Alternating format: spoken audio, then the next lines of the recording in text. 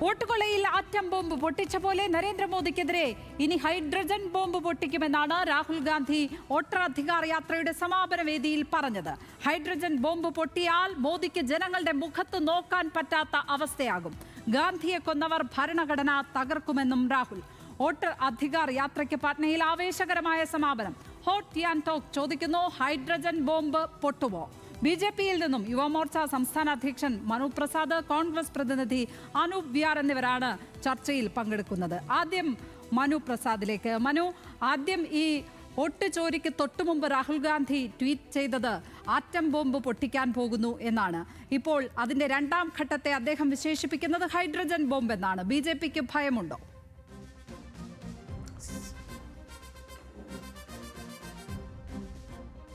ആദ്യം പൊട്ടിച്ച ബോംബിൽ തന്നെ ഞങ്ങൾ ഞെട്ടിയിരിക്കുന്നു എന്നാണ് പറയുന്നത്. അതുകൊണ്ട് തന്നെ അടുത്ത ബോംബിൽ ഞങ്ങൾ നേരത്തെ തന്നെ ഞെട്ടിയിരിക്കുന്നു എന്നാണ് BJPക്ക് ഈ അവസരത്തിൽ സൂചിപ്പിക്കാനുള്ളത്. അങ്ങനെ ഇടയ്ക്കിടയ്ക്കൊക്കെ ഞങ്ങളെ ഇങ്ങനെ രാഹുൽ ഗാന്ധി ഞെട്ടിച്ച് ജനങ്ങളുടെ മുന്നിൽ അപഹാസ്യരാകണം എന്നുള്ളതാണ് ഞങ്ങളുടെ അഭിപ്രായവും. അങ്ങയുടെ ചോദ്യത്തിന് ഒരൊറ്റ ഉത്തരമേ ഉള്ളൂ. രാഹുൽ ഗാന്ധി കുറേ കാലമായി ഈ നാട്ടിലെ ജനങ്ങളെ ഞെട്ടിച്ചുകൊണ്ടിരിക്കുകയാണ്. വീണ്ടും അദ്ദേഹം ഞെട്ടിച്ച് സ്വയം പരിഹാസ്യനാകട്ടെ എന്നുള്ളത് മാത്രമേ ഞങ്ങൾക്ക് പറയാറുള്ളൂ. മനു, വെറുമൊരു മണ്ണിൽ നിന്നല്ല രാഹുൽ ഗാന്ധി അത് പറയുന്നത്. ബീഹാറിൽ പാട്നയിൽ അദ്ദേഹം നടത്തിയ വോട്ടർ അധികാർ യാത്ര ഏത് പശ്ചാത്തലത്തിലാണ് എന്ന് നമുക്കറിയാം. വോട്ടുചോരി വിവാദങ്ങൾ, അതുമായി ബന്ധപ്പെട്ട തെളിവുകൾ മാധ്യമങ്ങൾക്ക് മുന്നിൽ കൃത്യമായി നിരത്തിയതിന് ശേഷമാണ് അത് നടക്കുന്നത്. ബീഹാറിൽ വോട്ടർ പട്ടികയിൽ നിന്ന് ഒഴിവാക്കപ്പെട്ട മനുഷ്യരെക്കുറിച്ച് നമുക്ക് എല്ലാവർക്കും അറിയാം. കോടതിയുടെ ഇടപെടൽ ഉണ്ടായതുകൊണ്ട് മാത്രം 65 ലക്ഷത്തോളം പേർ വോട്ടർ പട്ടികയിൽ നിന്ന് പുറത്താകാതെ നിൽക്കുന്ന സ്ഥിതി ഉള്ളത് അതുകൊണ്ട് മാത്രമാണ് എന്ന് നമുക്കറിയാം. അവരുടെ വേദനകൾക്ക് മുകളിലൂടെയാണ് രാഹുൽ ഗാന്ധി അവിടെ യാത്ര ചെയ്തത്. അവരുടെ വേദനകൾ കേട്ടുകൊണ്ടാണ് യാത്ര ചെയ്തത്.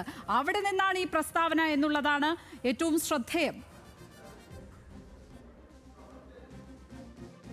അവിടെ നിന്നെന്നുള്ളത് മാത്രമല്ല, ബീഹാറിനെ സംബന്ധിച്ചിടത്തോളം അവിടെ നിന്ന് തന്നെ പ്രസ്താവന ഇറക്കണം. ജനാധിപത്യത്തെക്കുറിച്ച്, ഭരണഘടനയെക്കുറിച്ച് ഒക്കെ പ്രസ്താവന ഇറക്കാൻ പറ്റിയ ഏറ്റവും വലിയ സ്ഥലം ബീഹാർ എന്നുള്ളതിൽ ഒരു സംശയമില്ല. കുടുംബപരമായി ഈ രാജ്യത്തോട്, ദേശത്തോട് ആ കുടുംബം ചെയ്ത ദ്രോഹത്തിൻ്റെ തുടക്കത്തിൻ്റെ ആ ആണിക്കല്ലടിച്ചത് ബീഹാറിൽ നിന്ന് തുടങ്ങിയ സമരമാണ്. നമുക്കെല്ലാവർക്കും അറിയാം, ഇന്ദിരാഗാന്ധിയുടെ നേതൃത്വത്തിൽ രാജ്യത്തെമ്പാടും അടിയന്തരാവസ്ഥ പ്രഖ്യാപിക്കാൻ സാഹചര്യമുണ്ടാവുകയും അടിയന്തരാവസ്ഥ പ്രഖ്യാപിക്കുകയും ഒക്കെ ചെയ്തത് ബീഹാറിൽ നിന്ന് തുടങ്ങിയ അഴിമതിക്കെതിരെ തുടങ്ങിയ പ്രക്ഷോഭങ്ങളുടെയൊക്കെ ഭാഗമായിട്ടായിരിക്കും. ആ അടിയന്തരാവസ്ഥയ്ക്കെതിരെ ബീഹാർ നൽകിയ സംഭാവന ചെറുതൊന്നുമല്ല. ഇന്ത്യൻ സ്വാതന്ത്ര്യ സമരത്തിൻ്റെ ഏടുകളിൽ രചിക്കപ്പെട്ട ജയപ്രകാശ് നാരായണ പോലുള്ള സ്വാതന്ത്ര്യ സമര സേനാനികളുടെ ധീരമായ പോരാട്ടങ്ങൾക്ക് നേതൃത്വം കൊടുത്ത മണ്ണാണ് ബീഹാർ എന്നുള്ളത് കൊണ്ട് തന്നെയാണ് ബീഹാറിൽ ഞങ്ങളുടെ പ്രതീക്ഷയും. അവർ ചെയ്ത പാപഭാരം, ഈ രാജ്യത്തോട് ചെയ്ത പാപഭാരം ഇറക്കി വയ്ക്കാൻ ബീഹാറിൽ അവർക്ക് സാധിക്കുന്നതായിരിക്കും ബീഹാറിൽ സംഭവിക്കാൻ പോകുന്നതാണ് ഞങ്ങൾക്ക് ഇപ്പോൾ സൂചിപ്പിക്കാനുള്ളത്. 2,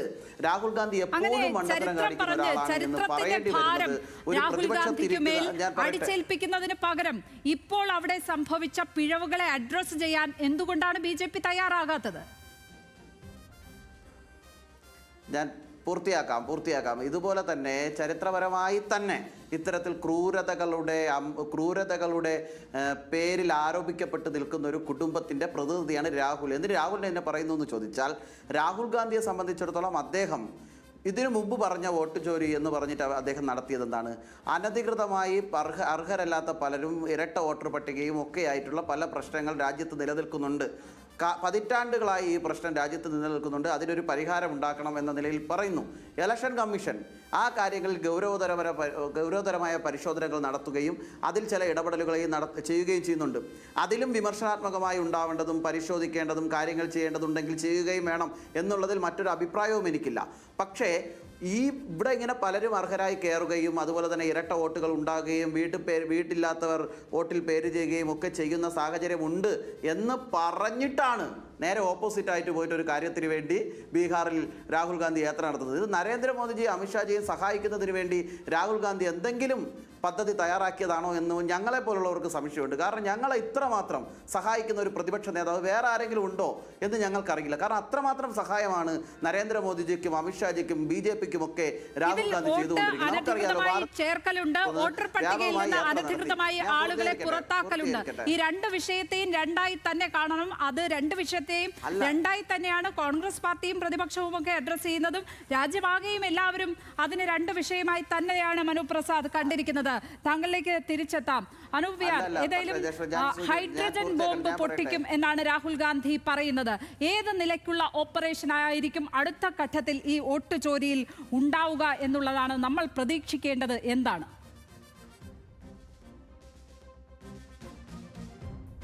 ആരൊക്കെ അപഹസിച്ചാലും യാഥാർത്ഥ്യമായി നിലനിൽക്കുകയാണല്ലോ. സമീപകാല ചരിത്രത്തിലെ ഏറ്റവും സർഗാത്മകമായ പ്രതിരോധത്തിനാണ് രാജ്യം സാക്ഷ്യം വഹിക്കുന്നത്. ഇവിടെ യുവമോർച്ചയുടെ അധ്യക്ഷൻ ബീഹാറിൻ്റെ ചരിത്രത്തെക്കുറിച്ചൊക്കെ ആധികാരികമായി പറയുന്നത് കേട്ടു. തീർച്ചയായും ജയപ്രകാശ് നാരായണൻ്റെ രാഷ്ട്രീയ ഭൂമികയാണ്. അന്ന് അടിയന്തരാവസ്ഥക്കെതിരെ വന്ന അന്നത്തെ യുവത്വത്തിൻ്റെ പ്രതീകമായ ലാലു പ്രസാദ് യാദവിനെ പോലുള്ള ആളുകൾ ഇന്ന് രാഹുൽ ഗാന്ധിയോടൊപ്പം നടക്കുകയാണ്. ചരിത്രത്തിൻ്റെ ഒരു തിരിച്ചു നടത്തമാണ്.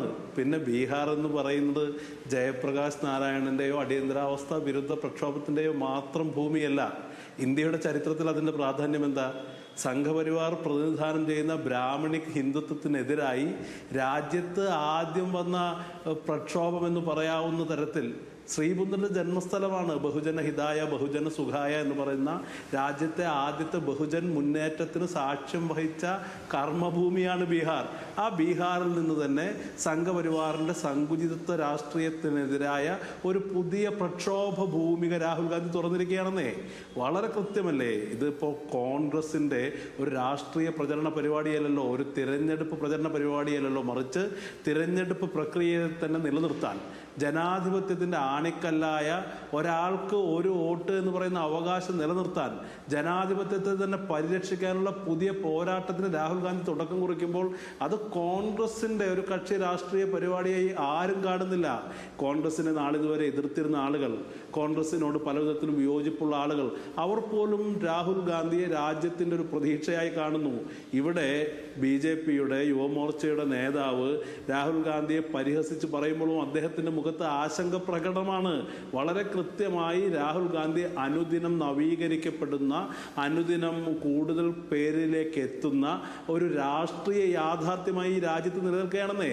ഇവിടുത്തെ മുഖ്യധാര മാധ്യമങ്ങളൊക്കെ തമസ്കരിച്ചു. അദ്ദേഹത്തിൻ്റെ കോൺഗ്രസിൻ്റെ റിപ്പോർട്ടുകളെ പരസ്യമായി, പ്രസ് ബ്രീഫിങ്ങുകളെ പരസ്യമായി ബഹിഷ്കരിക്കുന്ന സ്ഥിതിയുണ്ടായി. പക്ഷേ അദ്ദേഹം പതുക്കെ അതിനൊക്കെ മറികടന്നുകൊണ്ട് ഈ രാജ്യത്ത് ഒരു വലിയ പ്രതിഷേധം തീർക്കുകയും അതിന് പൊതുസമൂഹത്തിൻ്റെ നാളിതുവരെ ഇല്ലാത്ത പിന്തുണ ആർജിക്കുകയും ചെയ്തു എന്ന് പറയുന്നത് ആർക്കാണ് അറിയാത്തത്? അവിടെ ആ യാത്രയുടെ വർദ്ധിച്ച ജനപങ്കാളിത്തം, അതിന് ഇൻസ്റ്റാഗ്രാമിൽ, അതുപോലെ നവസാമൂഹിക മാധ്യമങ്ങൾ, അതിനൊക്കെ ലഭിക്കുന്ന പിന്തുണ, എല്ലാ വിഭാഗത്തിൽപ്പെട്ട ആളുകൾ അവിടെ ഉയർത്തുന്ന പുതിയൊരു രാഷ്ട്രീയം രാജ്യത്ത് ഉയർത്തുക എന്ന് പറയുന്ന ദൗത്യത്തിൽ രാഹുൽ ഗാന്ധി വിജയിച്ചു കഴിഞ്ഞത് ധാർമ്മികമായൊരു പോരാട്ടമാണ്. ഇതൊരു കേവലം ഒരു തെരഞ്ഞെടുപ്പ് പോരാട്ടം എന്നതിലുപരി ചമ്പാരനിൽ ഗാന്ധി തുടങ്ങിയ പോരാട്ടം, അംബേദ്കറുടെ ഭരണഘടനാ മൂല്യങ്ങൾ സംരക്ഷിക്കാനുള്ള പോരാട്ടം, ആ അർത്ഥത്തിൽ ഇതൊരു സമ്പൂർണ്ണ വിജയമാണെന്നുള്ള കാര്യത്തിൽ സംശയവുമില്ല.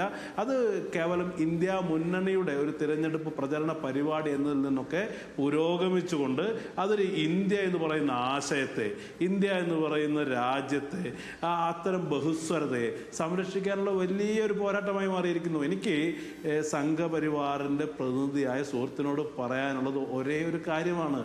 ഈ രാജ്യം രൂപീകരിക്കപ്പെടുമ്പോൾ, ഇന്ത്യ എന്ന ആശയം മുന്നോട്ട് വയ്ക്കപ്പെടുമ്പോൾ, ഇവിടുത്തെ ദേശീയ പ്രസ്ഥാനം ശക്തി പ്രാപിക്കുമ്പോൾ, ഇന്ത്യയുടെ ഭരണഘടന രൂപീകരിക്കപ്പെടുമ്പോൾ ഒരു ഇടത്തും ഒരു പങ്കും അവകാശപ്പെടാൻ കഴിയാത്തൊരു കൂട്ടരാണെന്ന് നിങ്ങൾ. പക്ഷേ കോൺഗ്രസിനെ സംബന്ധിച്ച് സവിശേഷ ബാധ്യതയുണ്ട്. ഇന്ത്യ എന്നൊരു ആശയം മുന്നോട്ട് വെച്ചത് ഞങ്ങൾ, ഇന്ത്യയുടെ ഭരണഘടന നിർമ്മിക്കപ്പെടുന്നത് ഞങ്ങളിലൂടെ, ഇന്ത്യയെ മുന്നോട്ട് കൊണ്ടുപോയത് ഞങ്ങൾ. അപ്പോൾ ഈ രാജ്യത്തിൻ്റെ സവിശേഷമായ ജനാധിപത്യത്തെ സംരക്ഷിക്കാനുള്ള ബാധ്യത നിങ്ങളെക്കാളൊക്കെ ഞങ്ങൾക്കുണ്ട്. ആ ചരിത്രപരമായ ബാധ്യത സംരക്ഷിക്കുന്ന ഒരു വലിയ പ്രക്ഷോഭ പരിപാടിക്കാണ് ഇന്ന് ബീഹാർ. തീർച്ചയായും അത് തന്നെയാണ് രാഹുൽ ഗാന്ധി ഏറ്റെടുത്ത മുദ്രാവാക്യവും അത് തന്നെയാണ്. മനുപ്രസാദ്, ഇതിനകത്ത് താങ്കൾ നേരത്തെ പറഞ്ഞ ഈ മഹാരാഷ്ട്രയിലെ അടക്കം സംഭവങ്ങൾ കൂടുതലായി വോട്ട് ചേർത്തതിലെ പ്രശ്നങ്ങളാണ്. അവിടെ നമുക്കറിയാം ഈ ലോക്സഭാ തെരഞ്ഞെടുപ്പിനും നിയമസഭാ തെരഞ്ഞെടുപ്പിനും ഇടയിൽ എത്രത്തോളം വോട്ടുകൾ അധികമായി ചേർക്കപ്പെട്ടിട്ടുണ്ട് എന്നുള്ളത്. ബീഹാറിലെ കാര്യത്തിലേക്ക് വരുമ്പോൾ അവിടെ വോട്ടുകൾ ഒഴിവാക്കപ്പെടുകയാണ്.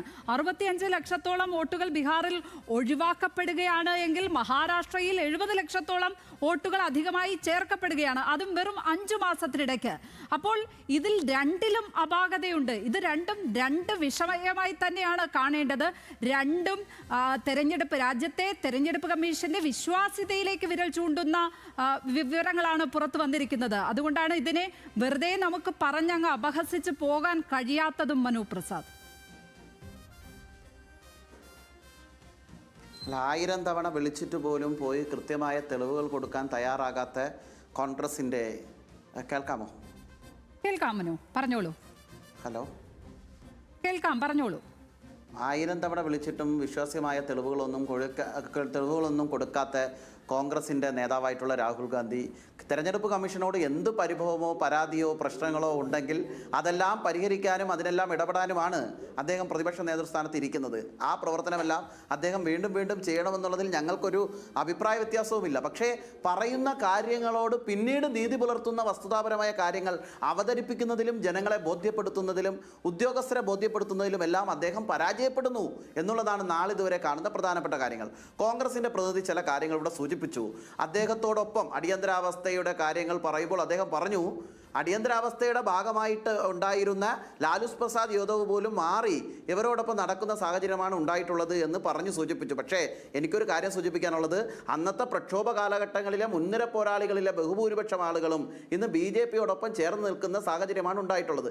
ഇദ്ദേഹം പറഞ്ഞു, ജയപ്രകാശ് നാരായണൻ വലിയ ആളാണ്, അദ്ദേഹം സ്വാതന്ത്ര്യ സമരത്തിൻ്റെ ഭാഗമായിരുന്നു എന്ന എൻ്റെ വാക്കുകളെ അദ്ദേഹം പൂർണ്ണമായി അംഗീകരിച്ചു. അവിടെയും എനിക്ക് പറയാനുള്ളത്, അങ്ങനെ അംഗീകരിച്ച ജയപ്രകാശ് നാരായണൻ പറഞ്ഞൊരു വാക്കുണ്ട്. ഇദ്ദേഹം പറഞ്ഞല്ലോ, ഈ നാടിനെ വർഗീയമായി വിഭജിക്കാൻ വേണ്ടി മാത്രം തയ്യാറെടുത്തവരാണ് ഭാരതീയ ജനതാ പാർട്ടികൾ, അന്നത്തെ ജനസംഘം ആളുകൾ എന്നൊക്കെ പറയാതെ പറഞ്ഞ് അദ്ദേഹം വയ്ക്കുന്ന സാഹചര്യമുണ്ടായി. ജയപ്രകാശ് നാരായണൻ ബീഹാറിൻ്റെ ഭൂമികയിൽ നിന്നും വിളിച്ചു പറഞ്ഞ വാക്ക്, ജനസംഘം ഭാരതീയ ജനതാ പാർട്ടിയുടെ ആശയത്തിന് വർഗീയതയുടെ പേരു ചാർത്തിയാൽ ഞാനും വർഗീയവാദിയാണ് എന്ന് വിളിച്ചു പറഞ്ഞാൽ. അംബേദ്കറെ കുറിച്ച് പറഞ്ഞു, അംബേദ്കറിന് വേണ്ടി പൊരുതുന്ന ഒരു സംവിധാനത്തിലേക്ക് കോൺഗ്രസ് രാഹുൽ ഗാന്ധി മാറുന്നു എന്നുള്ളത്, നിങ്ങൾ തെറ്റുകൾ ഏറ്റുപറഞ്ഞ ആ മനുഷ്യൻ്റെ കാലിൽ കാൽ പിടിച്ച് മാപ്പ് പറഞ്ഞുകൊണ്ട് തുടങ്ങേണ്ട ഒരു പ്രവൃത്തി തന്നെയാണ് തുടങ്ങിയത്.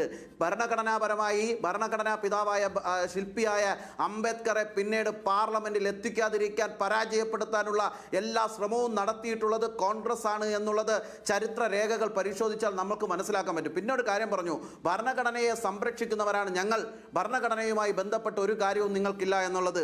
ഇവിടെ അടിയന്തരാവസ്ഥയുടെ പ്രഖ്യാപനങ്ങൾക്ക് ശേഷം മാധ്യമ സ്വാതന്ത്ര്യം ഉൾപ്പെടെയുള്ള എല്ലാ സ്വാതന്ത്ര്യങ്ങളും കൂച്ചുവലങ്ങിട്ട് ജയിലുകളിൽ അടയ്ക്കപ്പെടുമ്പോൾ പ്രതിപക്ഷ നേതൃസ്ഥാനത്തിരുന്ന് രാഹുൽ ഗാന്ധിയുടെ നേതാക്കൾ പ്രധാനമന്ത്രിയുടെ അമ്മയെയും കുടുംബത്തെയും ഇപ്പോൾ ആക്ഷേപിക്കുന്ന അപഹാസ്യകരമായ ഒരു രാഷ്ട്രീയത്തിലേക്ക് ബീഹാറിൽ മുന്നോട്ട് പോകുമ്പോൾ പോലും അദ്ദേഹത്തിന് സംസാരിക്കാനുള്ള ഇടങ്ങൾ ഇന്ന് ഇന്ത്യയിൽ ബാക്കിയുണ്ട്. കോൺഗ്രസിന്റെ നേതാവിന് എന്തും നുണയാണോ സത്യമാണോ എന്ന് നോക്കാതെ വിളിച്ചു പറയാനുള്ള സാഹചര്യം ഇന്ന് ഇന്ത്യയിലുണ്ട്. പക്ഷേ ഇന്ന് ഇന്ത്യ മഹാരാജ്യം എല്ലാവർക്കും അറിയാവുന്നതാണ്. നമുക്ക് വല്ലാതെ ചരിത്രത്തിൽ കടിച്ചു തൂങ്ങി പോകേണ്ട. നമുക്ക് മുന്നിൽ ഇപ്പോഴുള്ള വസ്തുതകളെ ഒന്ന് പരിശോധിക്കാം. താങ്കൾ ഇന്ത്യ നടത്തി ഭരണഘടനയെ ലംഘിച്ച്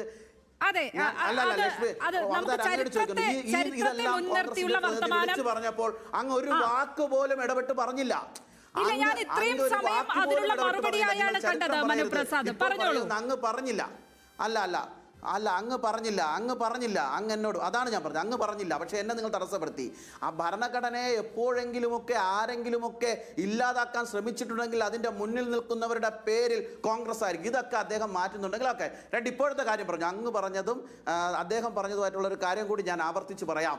OBC വിഭാഗത്തിൽപ്പെട്ട പിന്നോക്ക വിഭാഗത്തിൽപ്പെട്ട ആളുകളെ മുന്നോട്ട് കൊണ്ടുവരാനുള്ള പ്രവർത്തനങ്ങൾക്ക് കോൺഗ്രസ് നേതൃത്വം കൊടുക്കുമെന്ന് പറയുമ്പോൾ ഞങ്ങൾക്കത് പ്ലസ്സാണ്. കാര്യം ഞങ്ങൾക്ക് കാണിക്കാനുണ്ട്. അധികാരത്തിന്റെ കൈകളിൻ്റെ ഉള്ളിൽ BJPയുടെയും ഭാരതീയ ജനതാ പാർട്ടിയുടെയും ആളുകൾ എത്തുമ്പോൾ ഞങ്ങൾ വിളിച്ചു പറയും, നിങ്ങൾ നോക്ക്, രാഷ്ട്രപതി സ്ഥാനത്തേക്ക് പിന്നോക്ക വിഭാഗത്തിൽ നിന്ന് ഒരു വനിതയായിട്ട് ST വിഭാഗത്തിൽ നിന്ന് ഒരാൾ എത്തിക്കുന്നതിന് നേതൃത്വം കൊടുത്ത പ്രസ്ഥാനമാണ്. ഇന്ന് പ്രധാനമന്ത്രി സ്ഥാനത്തേക്ക് ഒരു OBCക്കാരൻ അഭിമാനത്തോടു കൂടി ഇരിക്കുന്ന ഒരു പാർട്ടിയാണ് എന്ന് ഞങ്ങൾക്ക് വിളിച്ചു കാണിക്കാൻ 100,000 ഉദാഹരണങ്ങളുടെ കാര്യങ്ങൾ ഉണ്ടാകും. അതുകൊണ്ട് ഇതൊക്കെ നിങ്ങൾ ചർച്ചയാക്കണം. രാഹുൽ ഗാന്ധി ചർച്ചയാക്കിയല്ലോ ഭാരത് ജോഡോ യാത്രയ്ക്ക് കന്യാകുമാരിയിൽ നിന്ന് തുടങ്ങി കാശ്മീരിലേക്ക് എത്തുന്ന സമയത്ത് കാശ്മീർ അശാന്തിയുടേതാണ്, പ്രശ്നങ്ങളുടെയാണ്, 370 എടുത്തു കളഞ്ഞതിന് ശേഷം മൊത്തം തകർന്നു പോയി എന്ന് പറയുന്ന അതേ രാഹുൽ ഗാന്ധി അദ്ദേഹവും സഹോദരിയും മഞ്ഞു വാരിയിട്ട് വിതറിക്കളിക്കുന്ന സുന്ദരമായ കാശ്മീരിനെ കുറിച്ച് പറയാൻ പറ്റുന്ന സാഹചര്യം ഉണ്ടാക്കി കൊടുത്തത് പ്രധാനമന്ത്രിയാണെന്ന് പറയാതെ പറയുന്ന സാഹചര്യം ഉണ്ടായി. ബീഹാറിലേക്ക് വന്നാൽ 65 ലക്ഷത്തോളം വോട്ടുകളാണ് അവിടെ ഒഴിവാക്കപ്പെടുന്നത്.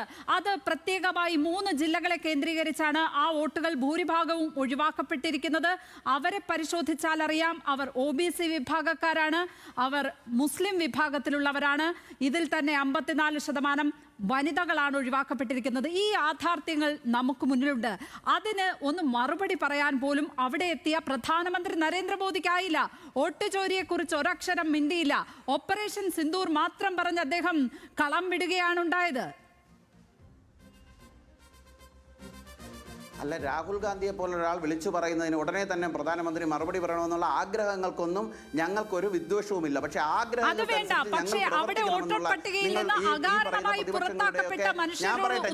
അതിനോടൊന്നും യോജിക്കാമല്ലോ. ഞാൻ ചോദിക്കട്ടെ, ഞങ്ങൾ ഏതെങ്കിലും OBC വിഭാഗത്തിന്റെ അകാരണമായി പരിശോധിക്കണം. വോട്ടർ പട്ടിക നവീകരിക്കപ്പെട്ടുകൊണ്ടിരിക്കുകയാണ്. വോട്ടർ പട്ടിക പരിശോധിക്കണം. അതിനെന്തെങ്കിലും കാര്യങ്ങളുണ്ടെങ്കിൽ ഇടപെടൽ നടത്തണം. അതിന്റെ സമയം കൊടുക്കേണ്ടതാണ്. അത് കൊടുത്തില്ലെങ്കിൽ ചൂണ്ടിക്കാണിക്കേണ്ടതാണ്, ഇടപെടേണ്ടതാണ്. ഞാൻ ചോദിക്കട്ടെ, വനിതകൾ വോട്ടർ പട്ടികയിൽ നിന്ന് പുറത്തായാൽ നഷ്ടം BJPക്ക്, OBC പിന്നോക്ക വിഭാഗങ്ങൾ വോട്ടർ പട്ടികയിൽ നിന്ന് പുറത്തായാൽ നഷ്ടം BJPക്ക്, SC/ST വിഭാഗങ്ങൾ വോട്ടർ പട്ടികയിൽ നിന്ന് പുറത്തായാൽ വോട്ട് നഷ്ടം BJPക്ക്. കാരണം എന്താണെന്നറിയോ? BJPയുടെ ക്ഷേമ പ്രവർത്തനങ്ങളുടെ ശരിയായ ഗുണഭോക്താക്കളാണ് അവർ. വനിതകൾക്ക് വേണ്ടി ഏറ്റവും കൂടുതൽ പദ്ധതികൾ പ്രഖ്യാപിച്ച ഒരു രാജ്യത്തിന്റെ പ്രധാനമന്ത്രിയാണ് നരേന്ദ്രമോദിജി. കോൺഗ്രസിന്റെയും RJDയുടെയും വോട്ട് ബാങ്കുകളിൽപ്പെട്ട ആളുകളാണ് ഒഴിവാക്കപ്പെട്ടിരിക്കുന്നത് എന്നതാണ് രാഹുൽ ഗാന്ധിയുടെ ആരോപണം. അല്ല, പരാജയത്തിന്റെ കാരണങ്ങൾ മുൻകൂട്ടി ശേഖരിക്കുക എന്നുള്ള ഒരു രീതിയിലേക്ക് കോൺഗ്രസ് മാറി എന്നാണ് എനിക്കിപ്പോൾ ഇത്രയും കേൾക്കുമ്പോൾ മനസ്സിലാക്കുന്നത്. കാരണം സാധാരണഗതിയിൽ പരാജയപ്പെടുമ്പോഴൊക്കെ എന്ത് പറയണമെന്ന് അതിനുശേഷം ഇരുട്ടിൽ തൽപ്പുകയാണെങ്കിൽ ഇപ്പോൾ ഞങ്ങൾ ബീഹാറിൽ പരാജയപ്പെട്ടതിന്റെ കാരണം ഇതൊക്കെയാണോ എന്ന് പറയാൻ വേണ്ടി മുൻകൂട്ടി ഉണ്ടാക്കുന്നതാണോ ഞങ്ങൾക്ക് സംശയമുണ്ട്. തെറ്റായ ബീഹാറിലെ പരാജയ ഭീതി കാരണം ഒരു മുൻകൂർ ജാമ്യം എടുക്കലാണോ രാഹുൽ ഗാന്ധി ഇപ്പോൾ ചെയ്തിരിക്കുന്നത്?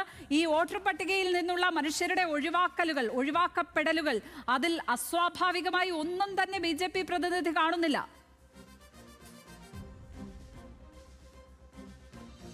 നിങ്ങളിതിനെ കേവലം ഒരു തിരഞ്ഞെടുപ്പുമായി അല്ലെങ്കിൽ ബീഹാർ തിരഞ്ഞെടുപ്പുമായി ബന്ധിപ്പിക്കേണ്ടെന്നേ. ഇത് വലിയൊരു പോരാട്ടമാണ്.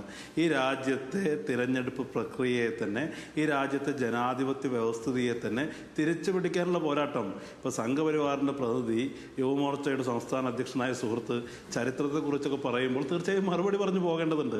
സാധാരണ സംഘപരിവാറുകാർ വർഗീയ വിഷലിപ്തമായ കാര്യങ്ങളല്ലാതെ ചരിത്രത്തെക്കുറിച്ചൊന്നും പറയാറില്ല. അദ്ദേഹം ചരിത്രത്തെക്കുറിച്ച് സംസാരിക്കുന്നത് സന്തോഷകരമാണ്. പക്ഷേ പരസ്പരം പറഞ്ഞു കഴിഞ്ഞു അനൂപ്. ചരിത്രത്തിൽ തിരിയേണ്ടതില്ല. നമുക്ക് വർത്തമാനകാലത്തിലേക്ക് വരാം. അത് വളരെ വേഗത്തിൽ തന്നെയാണ് വരുന്നത്. പിന്നെ അദ്ദേഹം ഞാൻ അവസാനിപ്പിക്കാന്നേ. അദ്ദേഹം ജയപ്രകാശ് നാരായണനൊക്കെ ആധികാരികമായി ഉപയോഗിക്കുമ്പോൾ ജയപ്രകാശ് നാരായണൻ ഇവരുമായുള്ള സഖ്യത്തിൽ അവസാന കാലത്ത് കുമ്പസരിച്ചിട്ടുണ്ടെന്നേ. VP സിംഗ് ഇവരുടെ പിന്തുണ സ്വീകരിച്ചിൽ കുമ്പസരിച്ചിട്ടുണ്ട്. നിങ്ങൾ പറഞ്ഞതുകൊണ്ട് ഞാൻ ചരിത്രത്തെക്കുറിച്ചുള്ള സംസാരം ഇവിടെ അവസാനിപ്പിക്കുകയാണ്. ഒരു കാര്യം പറയുന്നത് ഇവിടെ വലിയൊരു യാഥാർത്ഥ്യമാണ്. ഇപ്പോൾ രാഹുൽ ഗാന്ധി ഉയർത്തിയ വിമർശനങ്ങളെ ആർക്കാണ് അവഗണിക്കാൻ കഴിയുന്നത്? അദ്ദേഹം വളരെ കൃത്യമായി പറയുന്ന കാര്യങ്ങൾ ഈ രാജ്യത്ത് സാമാന്യ ബുദ്ധിയുള്ള ആളുകളൊക്കെ ചർച്ച ചെയ്യാണ്. ഇവിടെ വളരെ ഫ്രീ ആൻഡ് ഫെയർ ഇലക്ഷൻ നടന്നിരുന്നെങ്കിൽ വാരണാസിയിലെ സ്ഥിതി എന്താകുമായിരുന്നു? നരേന്ദ്രമോദി പരാജയപ്പെടുമായിരുന്നില്ലേ?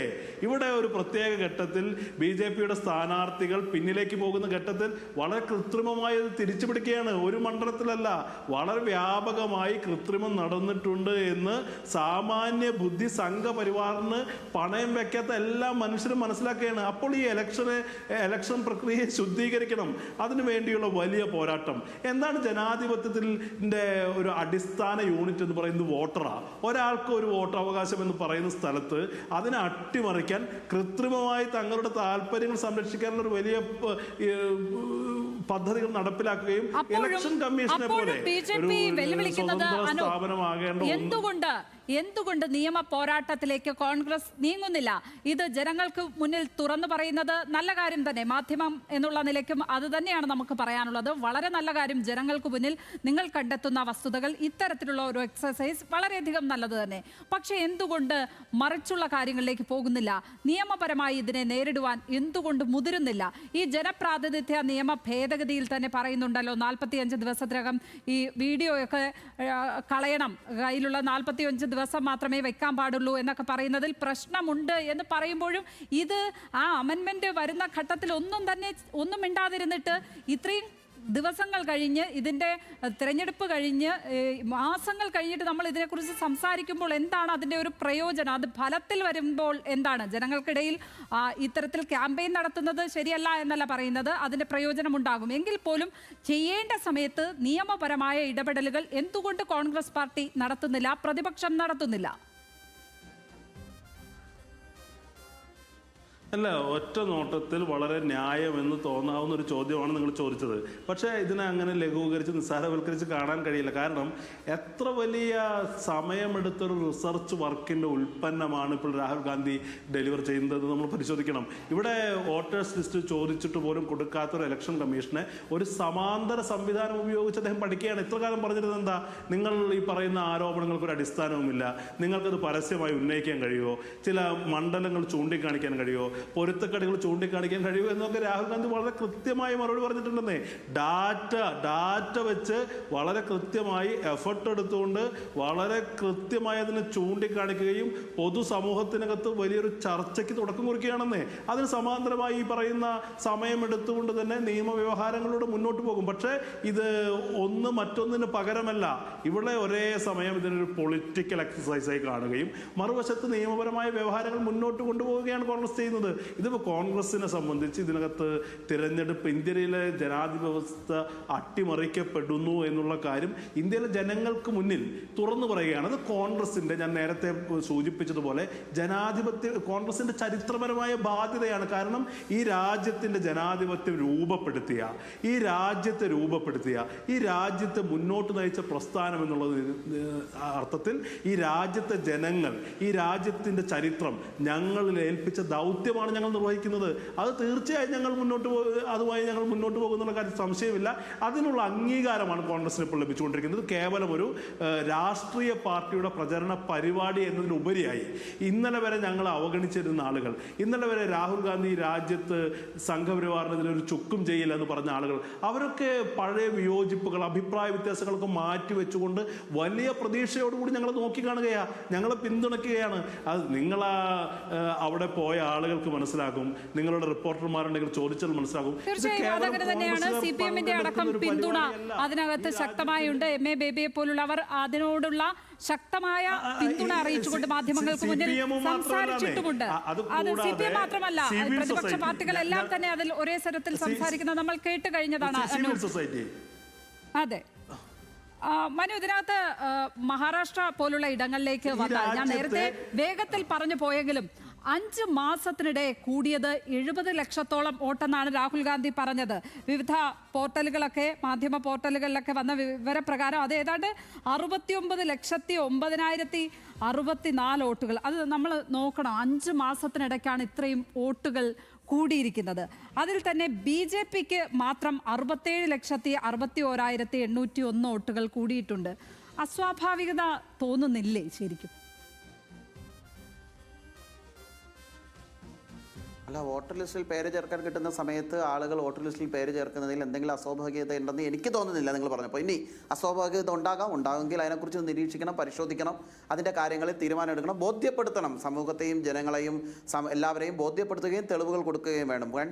ഇവിടെ സൂചിപ്പിച്ച ചില കാര്യങ്ങൾ പറയാം. ചരിത്രപരമായ കാര്യങ്ങൾ പറയാൻ അദ്ദേഹം ഇപ്പോൾ ഇഷ്ടപ്പെടാതെന്ന് ഞാനും പറയുന്നില്ല. ഒറ്റ കാര്യം മാത്രം അദ്ദേഹം അംഗീകരിച്ചു: അംബേദ്കറെ തോൽപ്പിച്ചവർ, പരാജയപ്പെടുത്തിയവർ, ഭരണഘടന എഴുതിയ ശില്പിയെ പാർലമെന്റിന് പുറത്ത് നിർത്തിയത് ഞങ്ങളാണ് എന്ന് അദ്ദേഹം അംഗീകരിച്ചു. അതുകൊണ്ട് അതിന് വേണ്ടിയില്ല. ഓക്കെ, ബാക്കി ഞാൻ പറയുന്നില്ല, നിങ്ങൾക്ക് ഇനി അതിൽ തടസ്സം വേണം. ഇവിടെ പറഞ്ഞ കാര്യങ്ങൾ പറയാം.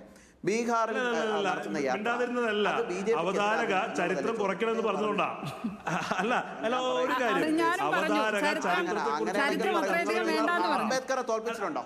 അതുകൊണ്ടാ അല്ല എന്നിട്ട് അദ്ദേഹം അതുകൊണ്ട് ആവശ്യമില്ലാത്ത ചില കാര്യങ്ങൾ മാത്രമാണ്. അല്ല, പറഞ്ഞു. അംബേദ്കറുടെ കാര്യത്തിൽ ഒറ്റ മറുപടി ചോദ്യം പറയാം. ഉത്തരം. അംബേദ്കറെ ഹിന്ദു തോൽപ്പിച്ചിട്ടുണ്ടോ? അല്ല. ഭരണഘടനാ ശില്പിയായ അംബേദ്കറെ പാർലമെന്റിനുള്ളിൽ കടത്തിയിരിക്കാനുള്ള ശ്രമം കോൺഗ്രസ് നടത്തിയല്ലേ? പറ. ഇനി അത് പറഞ്ഞിട്ട് വാ. ഭരണഘടന അല്ല. അനൂപ് ഒരൊറ്റ കാര്യം പറഞ്ഞോ. അനൂപിന് ഒറ്റ ചോദ്യം ചോദിച്ചാൽ ഉത്തരം പറയാനുള്ള ധൈര്യം ഉണ്ടെങ്കിൽ പറയും. മര്യാദ ഒറ്റ ചോദ്യം പറ. അംബേദ്കറെ ഇന്ത്യൻ പാർലമെന്റിന് പുറത്തു നിർത്താൻ ഒറ്റ ചോദ്യം ചോദിക്കുന്നു. അംബേദ്കറെ ഇന്ത്യൻ ഭരണഘടനാ ശില്പിയായ അംബേദ്കറെ ഞാൻ ചോദിക്കാം, ഉത്തരം പറഞ്ഞോ. ഭരണഘടനാ ശില്പിയായ അംബേദ്കറെ ഇന്ത്യൻ പാർലമെന്റിന് പുറത്തു നിർത്താൻ കോൺഗ്രസ് ശ്രമിച്ചോ? ഞാൻ പറയാം അംബേദ്കറെ പുറത്തു നിർത്താൻ ശ്രമിച്ചോ? പറ. അല്ല, അംബേദ്കറെ ഹിന്ദു അല്ല, നേരിട്ട് ഉത്തരം പറയണം. ഹിന്ദു കോഡ് ബിൽ കൊണ്ടുവന്നപ്പോൾ ഹിന്ദു കോഡ് ബിൽ കൊണ്ടുവന്നപ്പോൾ അംബേദ്കർക്കെതിരെ വ്യക്തിപരമായി പോലും ആക്രമണം അഴിച്ചുവിട്ട സംഘപരിവാറിന്റെ പ്രതിനിധിക്ക് എന്ത് ധാർമ്മികതയാണ് ഈ ചോദ്യം ചോദിക്കാനുള്ളത്? ഞങ്ങൾക്ക് അംബേദ്കറുമായി അഭിപ്രായ വ്യത്യാസം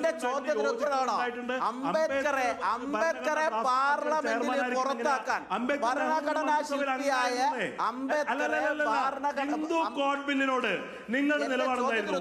ഹിന്ദു കോഡ് ബില്ലിനോട് സമൂഹത്തിന് മനസ്സിലായി, ഇത് കേൾക്കുന്ന ജനങ്ങൾക്ക് മനസ്സിലായി, ഇത് കേൾക്കുന്ന ജനങ്ങൾക്ക് മനസ്സിലായി. നിങ്ങൾ എന്തിനാ ഒളിച്ചോടുന്നത്? അംബേദ്കറെ പാർലമെന്റിൽ പ്രവർത്തിച്ചു എന്ന ചോദ്യത്തിന് നിങ്ങൾ ഒളിച്ചോടിയത് കൂടി ജനങ്ങൾ മനസ്സിലായി. അംബേദ്കറോടുള്ള സ്നേഹമല്ല, ഭരണഘടനയോടുള്ള സ്നേഹമല്ല, പ്രതിപക്ഷത്തോടുള്ള സ്നേഹമല്ല, അതായത് ഇന്ത്യൻ പൗര പോലും അല്ലാതിരുന്ന സോണിയാഗാന്ധിക്ക്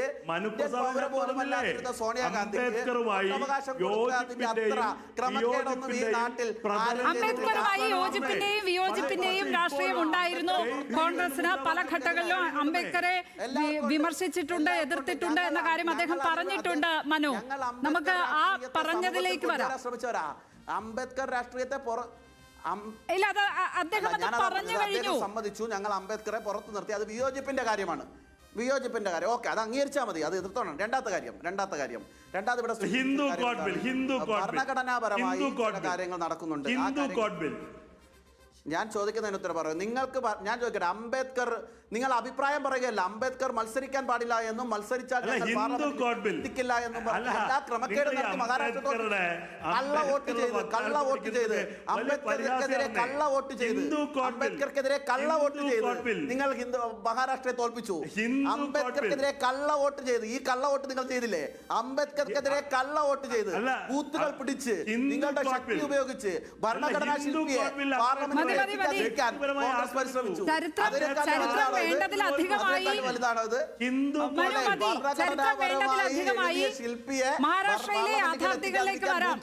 മഹാരാഷ്ട്രയിലെ യാഥാർത്ഥ്യങ്ങളിലേക്ക് വന്നാൽ എങ്ങനെ ഇത്രയധികം വോട്ടുകൾ ചേർക്കപ്പെട്ടു അവിടെ? അതും BJPക്ക് എങ്ങനെ ഇത്രയധികം വോട്ട് വ്യത്യാസമുണ്ടായി വെറും 5 മാസത്തിനുള്ളിൽ എന്നതാണ് അതിൻ്റെ ഒരു പ്രധാന 5 മാസമൊന്നുമല്ല. അതിനു മുമ്പ് ചെയ്ത പല വർഷങ്ങളിൽ ചെയ്ത പ്രവർത്തനങ്ങളുടെ ഭാഗമാണ്, ക്ഷേമ പ്രവർത്തനങ്ങളുടെ ഭാഗമായിട്ടാണ്. വീടില്ലാത്തവർക്ക് വീട് കൊടുത്തതിൻ്റെയും എവർ കളിയാക്കിയെങ്കിലും കക്കൂസില്ലാത്തവർക്ക് ശുചിത്വ മിഷന്റെ ഭാഗമായിട്ട് അത്തരം കാര്യങ്ങൾ ചെയ്തു കൊടുത്തതിൻ്റെയും സ്വച്ഛ ഭാരതിൻ്റെ ഭാഗമായിട്ട് ചെയ്തു കൊടുത്തതിൻ്റെയും വെള്ളമില്ലാതെ കിടന്ന ജനങ്ങളുടെ കൈകളിലേക്ക് കുടിവെള്ളം എത്തിച്ച ജൽജീവൻ മിഷൻ പദ്ധതിയുടെ ഭാഗമായിട്ടും കർഷകരായിട്ടുള്ള ദരിദ്രരായിട്ടുള്ള ജനവിഭാഗങ്ങളുടെ കയ്യിൽ 6000 രൂപ എത്തിക്കുന്ന പദ്ധതി പ്രധാനമന്ത്രി കിസാൻ സമ്മാൻ നിധി നടത്തിയതിൻ്റെ ഭാഗമായിട്ടും എവർ അവഗണിച്ചിരുന്ന ഒരു ജനസമൂഹത്തിൻ്റെ ഇടയിലേക്ക് കടന്നു ചെന്ന് അവരെ മുഖ്യധാരയിലേക്ക് കൊണ്ടുവരുന്നതിന് വേണ്ടിയിട്ടുള്ള പ്രവർത്തനങ്ങൾ നടത്തിയതിൻ്റെ പേരിലും PM സ്വനിധി പദ്ധതി എന്ന് പറയുന്ന തെരുവോര കച്ചവടക്കാരന് പോലും ബാങ്കുകളിൽ പോയി അവന് കൃത്യമായ ആനുകൂല്യങ്ങൾ ലഭിക്കുന്ന പദ്ധതികൾ നടപ്പിലാക്കിയതിൻ്റെ പേരിൽ ഞങ്ങൾ വിജയിച്ചു എന്നാണ് ഞങ്ങൾ ഇപ്പോഴും വിശ്വസിക്കുന്നത്. ഇവർ പറയുന്നത് പോലെ ഇന്ത്യ എന്ന് പറയുന്ന ഈ മഹാരാജ്യത്ത് കോടാനുകോടി വരുന്ന ജനങ്ങളെ ക്രമക്കേട് നടത്തി ജയിപ്പിക്കാമല്ല. ഇതിൽ തന്നെ വസ്തുതാപരമായി ഞാൻ സൂചിപ്പിക്കട്ടെ. പ്രധാനമന്ത്രി അദ്ദേഹം നരേന്ദ്രമോദിജി വാരണാസിയിൽ ലീഡ് ചെയ്യുന്ന സമയം വന്നപ്പോൾ ഇവർ മുന്നോട്ട് പോവുകയും ഒന്ന് പുറകോട്ട് പോയപ്പോൾ ഇവർ ക്രമക്കേട് നടത്തിയെന്ന് അദ്ദേഹം സൂചിപ്പിച്ചു. അതെങ്ങനെയാണ് നടത്താൻ പറ്റുക? ലീഡ് ചെയ്യുന്ന സമയത്ത് ഞങ്ങൾ അങ്ങനെ വോട്ട് കൊടുത്തുകൊണ്ടിരിക്കുകയും വോട്ടെണ്ണുന്ന സമയത്ത് ലീഡ് കുറഞ്ഞു, എന്നാൽ കുറച്ച് വോട്ട് മാറ്റി വെച്ചേക്കാം എന്ന് ഞങ്ങൾ തീരുമാനിച്ചു എന്നാണ് അദ്ദേഹം പറയുന്നത്. രാഹുൽ ഗാന്ധി പരാജയപ്പെട്ട അമേഠിയിൽ കഴിഞ്ഞ തവണ വീണ്ടും വിജയിച്ചല്ലോ. അങ്ങനെയാണെങ്കിൽ പരാജയപ്പെടുത്താൻ ഞങ്ങൾ കൂടുതൽ ചെയ്യേണ്ടിയിരുന്നത് അമേഠിയിലല്ലേ? ഞങ്ങൾക്ക് വിജയിച്ച നിസ്സാരമായ വോട്ടുകൾക്ക് ഈ രാജ്യത്ത് BJP പരാജയപ്പെട്ട എത്ര മണ്ഡലങ്ങളുണ്ട്? 100 മണ്ഡലങ്ങളിൽ വിജയിച്ച കോൺഗ്രസിന്റെ 99 മണ്ഡലങ്ങളിൽ വിജയിച്ച കോൺഗ്രസിന്റെ കണക്കെടുത്താൽ എനിക്ക് തോന്നുന്നു തോന്നുന്നത് 50-ലധികം മണ്ഡലങ്ങളിലും നിസ്സാരമായി 10,000-നും 20,000-നും താഴെയുള്ള വോട്ടുകളിൽ മാത്രമാണ് കോൺഗ്രസ് വിജയിച്ചിരിക്കുന്നത്. എന്നാൽ BJPയെ സംബന്ധിച്ചിടത്തോളം BJPയുടെ പരാജയം നിസ്സാരമായ വോട്ടുകൾക്കാണ്. BJPയുടെ മണ്ഡലങ്ങൾ നോക്ക്. അങ്ങനെയാണെങ്കിൽ ഏത് സ്ഥലം എടുത്തോ, തിരുവനന്തപുരം എടുത്തോ, തൃശ്ശൂർ നോക്ക്, നിങ്ങൾ പല പല മേഖലകൾ നോക്ക്. തൃശ്ശൂരിനെ അപമാനമായിട്ട് പറയും. എന്നാൽ ഞങ്ങൾ തിരുവനന്തപുരത്ത് അത് ചെയ്യണ്ടേ, ഞങ്ങൾ ആറ്റിങ്ങലിൽ ചെയ്യണ്ടേ, ആലപ്പുഴയിൽ ചെയ്യണ്ടേ, കേരളത്തിൽ തന്നെ എത്ര സ്ഥലമുണ്ട്, വാരണാസി ചെയ്യണ്ടേ? വോട്ട് കുറയല്ലേ കുറച്ചാണെങ്കിലും ഞങ്ങൾ ജനങ്ങളെ അഭിമുഖീകരിക്കുന്നുണ്ട്. തെറ്റുകളുണ്ടെങ്കിൽ തിരുത്തുന്നുണ്ട്, തെറ്റുകളുണ്ടെങ്കിൽ തിരുത്തുന്നുണ്ട്. ദുരുപയോഗം കോൺഗ്രസിന്റെ ആളുകൾ ഇരട്ടവോട്ട് ചെയ്ത് ചെയ്യാൻ പറ്റും. ഞാൻ ചോദിക്കട്ടെ, കോൺഗ്രസുകാരായിട്ടുള്ള ആളുകൾക്ക് ഇദ്ദേഹം പുറത്തുവിട്ട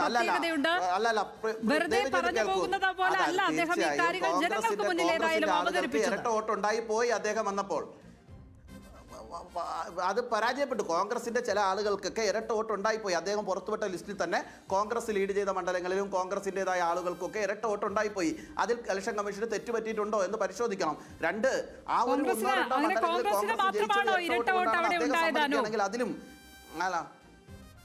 അല്ല ഞാൻ അപ്പൊ ഒരു കാര്യം മനസ്സിലായല്ലോ, കോൺഗ്രസിന്റെയോ BJPയുടെയോ എന്നല്ല,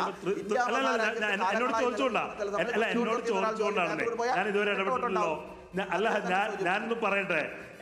അതെ എന്റെ പേരാ കേട്ടെ. ഒരു മിനിറ്റ് വരപ്രസാദ്, ഇടപെട്ടു, ഞാൻ ഇടപെടില്ല. സ്റ്റുഡിയോയിൽ നിങ്ങൾ ഇടപെട്ടു, ഞാൻ ഇടപെടില്ല. എന്നോട് അവതാരക അവര് ചോദിച്ചോണ്ടാ. പറഞ്ഞോളൂ. അല്ല, അവര് ചോദിച്ചതുകൊണ്ട് ഞാൻ ഞാനതാ പറഞ്ഞു. നേരത്തെ നിങ്ങൾ ഇടപെട്ടു. ഞാനിവിടെ തൃശ്ശൂർ സ്റ്റുഡിയോയിൽ തൃശ്ശൂർ ഞാനിവിടെ ഈ തൃശ്ശൂർ സ്റ്റുഡിയോയിൽ ഇരുന്നാണ് ചർച്ചയിൽ പങ്കെടുക്കുന്നത്. അപ്പോൾ തൃശ്ശൂരിൽ ഞങ്ങൾ ജയിച്ചത് വലിയ മാർജിനിലാണെന്നൊക്കെ പറയുമ്പോൾ അതിൻ്റെ കഥകൾ പുറത്തു വന്നുകൊണ്ടിരിക്കുക. തൊട്ടപ്പുറത്തുള്ള ആലത്തൂർ ലോക്സഭാ മണ്ഡലത്തിൽ നോട്ട് ചേർക്കുന്നു. ഈ പറയുന്ന ഓരോ ഫ്ലാറ്റുകൾ കേന്ദ്രീകരിച്ച് പുറത്തു വന്നിരിക്കുന്നു. ഇതൊക്കെ വലിയ വ്യാപകമായി പുറത്തു വന്നുകൊണ്ടിരിക്കുകയാണെന്നേ. ഞങ്ങൾ ജയിച്ചു. നിങ്ങളുടെ ജയത്തിന്റെ പിന്നിലുള്ള ഓരോ സ്ഥലത്തെയും കഥകൾ സംഘടിതമായി പുറത്തു വന്നുകൊണ്ടിരിക്കുകയാണ് മനുപ്രസാദെ. അപ്പോ അല്ല ഞാനൊന്ന് ഒരു സംശയം ചോദിച്ചോട്ടെ, അവതരിച്ച ലെറ്റ് മീ കംപ്ലീറ്റ് പ്ലീസ്. ഞാൻ പറഞ്ഞോട്ടെ ഞാനൊന്ന്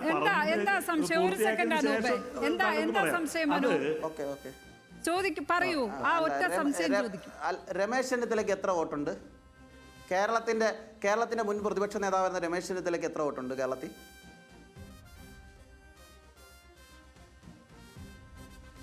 ചെന്നിത്തല അടക്കമുള്ളവർക്ക് ഇരട്ട വോട്ട് ഉണ്ട് എന്നുള്ളതാണ് BJP വെക്കുന്ന പ്രതിരോധം. അല്ല, ഇവിടെ ഫ്ലാറ്റുകൾ കേന്ദ്രീകരിച്ചുകൊണ്ട്, തൃശ്ശൂരിലെ ഫ്ലാറ്റ് കേന്ദ്രീകരിച്ചുകൊണ്ട് ഫ്ലാറ്റിന്റെ ഉടമ തന്നെ പറയാണ്, ഒരു ഫ്ലാറ്റിന്റെ നിങ്ങളൊരു വീട്ടിലെ അല്ല അതിന് മനു, ഞാൻ പറയുന്നത് ഒന്ന് കേൾക്കണം. ഇവിടെ അല്ലല്ല, ഞാൻ ഒരാൾക്ക് സാങ്കേതിക മാത്രമല്ലല്ലോ എന്താണ് പ്രശ്നം? അല്ല ഞാൻ അങ്ങോട്ട് പറയാന്നേ, ഞാൻ അതിന്റെ ഭീകരത മനസ്സിലാക്കണം. ഫ്ലാറ്റിന്റെ ഉടമയായ അല്ല അത് നിസ്സാരാണോ? അല്ല സമൂഹം കേൾക്കട്ടെ. വീട്ടുടമസ്ഥ തന്നെ പറയാണ്. നിങ്ങളല്ലേ പറഞ്ഞേ ഈ ചർച്ചയിലാ പറഞ്ഞ ഈ ചർച്ചയിലാ അങ്ങ് പറഞ്ഞത്. അല്ല, ചർച്ചയിൽ അങ്ങ് പറഞ്ഞതാണ്. വീട്ടുടമസ്ഥ രമേശ് ചെന്നിത്തലയുടെ ഒറ്റപ്പെട്ട ഉദാഹരണം പറഞ്ഞ് നിങ്ങളുടെ മുഴുവൻ സംഭവങ്ങൾ റദ്ദ് ചെയ്യാൻ പറ്റുമോ? അല്ല, വീട്ടുടമസ്ഥ അങ്ങ് പറഞ്ഞതാണ്. ശരി, ഒന്നില്ലെങ്കിൽ താങ്കൾ ഇതാണ് തൃശ്ശൂരിൽ നടന്നിട്ടുള്ള വോട്ട് ചേർക്കലുമായി ബന്ധപ്പെട്ട കാര്യങ്ങളാണ്. അതിനകത്ത് താങ്കൾ ഉന്നയിച്ച രമേശ് ചെന്നിത്തലയുടെ ഇരട്ട വോട്ട് അടക്കമുള്ള കാര്യങ്ങൾ ചർച്ചയായിട്ടുണ്ട് എന്നുള്ളത് യാഥാർത്ഥ്യം. മറ്റു പല നേതാക്കന്മാർക്കും ആ രീതിയിൽ ഇരട്ട വോട്ട് ഉണ്ട് എന്നതുമായി ബന്ധപ്പെട്ട വാർത്തകൾ ആ ഘട്ടത്തിൽ വന്നിരുന്നു. പക്ഷേ തൃശ്ശൂരിൽ അസ്വാഭാവികമായ ചിലത് നടന്നിട്ടുണ്ട് എന്നുള്ളത് ഞങ്ങളടക്കമുള്ള മാധ്യമങ്ങൾ അന്വേഷിച്ച് കണ്ടെത്തിയ ഒരു കാര്യം കൂടിയാണ് മനു. അല്ല, നിങ്ങൾ അവിടെ മാത്രമേ അന്വേഷിക്കുന്നുള്ളൂ എന്നുള്ളതിൽ ഞങ്ങൾക്ക് വളരെ സന്തോഷമുണ്ട്. കാരണം നിങ്ങളെപ്പോലുള്ള വലിയ ആളുകളുടെ, മാധ്യമപ്രവർത്തകരുടെ, ഇവിടുത്തെ പ്രതിപക്ഷ നേതാക്കളുടെ, ഇവിടുത്തെ ഉദ്യോഗസ്ഥ, ഇടതുപക്ഷ വലതുപക്ഷ ഉദ്യോഗസ്ഥ സംവിധാനങ്ങളുടെ എല്ലാം നടുക്കുനിന്ന് ഞങ്ങൾക്ക് വളരെ ഇത്രയും പേര് ഞങ്ങളെ നിരീക്ഷിക്കുന്നു എന്നുള്ളത് ഞങ്ങളെ കൂടുതൽ ശരിയായി മുന്നോട്ട് പോകാൻ പ്രാപ്തമാക്കുന്നതാണ്. അതുകൊണ്ട് തന്നെ ഞങ്ങൾ ഒരു ക്രമക്കേട് നടത്താൻ തുനിയുന്നുമില്ല. കാരണം ഞങ്ങളെ നിരീക്ഷിക്കാൻ കേരളത്തിലെ മാധ്യമങ്ങളുണ്ട്, ഇവിടുത്തെ ഉദ്യോഗസ്ഥ വൃന്ദമുണ്ട്, പോലീസ് സംവിധാനമുണ്ട്, ഭരണകൂടമുണ്ട്, പ്രതിപക്ഷമെന്ന് ഇരിക്കുന്നെങ്കിലും ഭരണപക്ഷത്തിൻ്റെ ഉറ്റ തോഴന്മാരുണ്ട്, അതുപോലെ തന്നെ ഗ്രാസ് റൂട്ട് ലെവലിൽ ഏരിയ ബൂത്ത് ലെവലിലുള്ള കോൺഗ്രസിൻ്റെ ആളുകളുണ്ട്. അവർക്ക് ആളില്ലാത്ത സ്ഥലമല്ലല്ലോ. ഏരിയ കമ്മിറ്റി, ബ്രാഞ്ച് സെക്രട്ടറി തുടങ്ങി CPM-ൻ്റെ ആളുകളുണ്ട്. അങ്ങനെ നിരീക്ഷണങ്ങൾ ഏറെയുള്ള ഈ നാട്ടിൽ, ഏരിയ സെക്രട്ടറിമാരുള്ള നാട്ടിൽ ഞങ്ങൾ വളരെ കരുതലോടുകൂടി മാത്രമേ മുന്നോട്ട് പോകുകയുള്ളൂ. തൃശ്ശൂരിൽ സുരേഷ് ഗോപി ജയിച്ചത് എന്താണ് എന്ന് ആ തൃശ്ശൂരിലെ ജനങ്ങളെ, ഇന്ത്യൻ ജനാധിപത്യത്തെ നിങ്ങൾ കളിയാക്കുന്നതിന് തുല്യമാണ്. അല്ലെങ്കിൽ ഞാൻ നേരത്തെ സൂചിപ്പിച്ചതുപോലെ നിങ്ങളുടെ ഉദ്യോഗസ്ഥർ, നിങ്ങളുടെ സംഘടനയിൽപ്പെട്ടവർ, നിങ്ങളുടെ ബൂത്ത് പ്രസിഡന്റുമാർ, ഏരിയ കമ്മിറ്റി അംഗങ്ങൾ, ബ്രാഞ്ച് സെക്രട്ടറിമാർ തുടങ്ങി എല്ലാവരും BJPക്ക് വേണ്ടി, വിജയത്തിൻ്റെ കൊടിക്ക് വേണ്ടി കൂട്ടുനിന്നു എന്ന് നിങ്ങൾ വിളിച്ചു പറയുന്നതിന് തുല്യമാണ്. അതിനർത്ഥം BJP ജയിക്കണമെന്ന് തൃശ്ശൂരിലെ ബഹുഭൂരിപക്ഷം ജനങ്ങളോടൊപ്പം നിങ്ങളുടെ ബൂത്ത് പ്രസിഡന്റും, നിങ്ങളുടെ ഏരിയ പ്രസിഡന്റും, നിങ്ങളുടെ ജില്ലാ ഭാരവാഹികളും, നിങ്ങളുടെ ബൂത്ത് ഏജന്റുമാരും, കമ്മ്യൂണിസ്റ്റ് പാർട്ടിയുടെ ബ്രാഞ്ച് സെക്രട്ടറി ഉൾപ്പെടെ എല്ലാവരും ഒരുമിച്ച് പരിശ്രമിച്ചു എന്ന് സമ്മതിക്കുന്നതിന് തുല്യമുള്ള ഒരു ആരോപണമാണ് നിങ്ങൾ ഇപ്പോൾ പറഞ്ഞത്. തൃശ്ശൂരിൽ മാത്രമല്ല, രാജ്യത്തെ ഈ ചൂണ്ടിക്കാട്ടുന്ന ഇടങ്ങളിലൊക്കെ തന്നെയും കോൺഗ്രസിന്റെ അടക്കം സംഘടനാ സംവിധാനങ്ങൾ അത്രയ്ക്ക് ദുർബലമായിരുന്നോ, ഇതൊന്നും കണ്ടെത്തിയില്ലേ എന്ന ചോദ്യം അവർ നിരന്തരം ചോദിച്ചുകൊണ്ടിരിക്കുന്നുണ്ട്. അല്ലേ, ഇപ്പോൾ പുറത്തു വരുന്നത് എന്താ?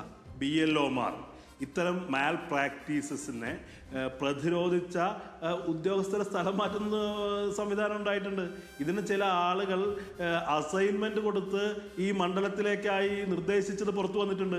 അമിത്ഷായുടെ നേരിട്ടുള്ള സൂപ്പർവിഷൻ പുറത്തു വന്നിട്ടുണ്ട്. ഇതൊക്കെ വളരെ ഒറ്റപ്പെട്ട സംഭവങ്ങളല്ലല്ലോ. വളരെ കൃത്യമായി, ആസൂത്രിതമായി, വളരെ പ്ലാൻ തയ്യാറാക്കി നടപ്പിലാക്കപ്പെട്ട ഒന്നാണല്ലേ.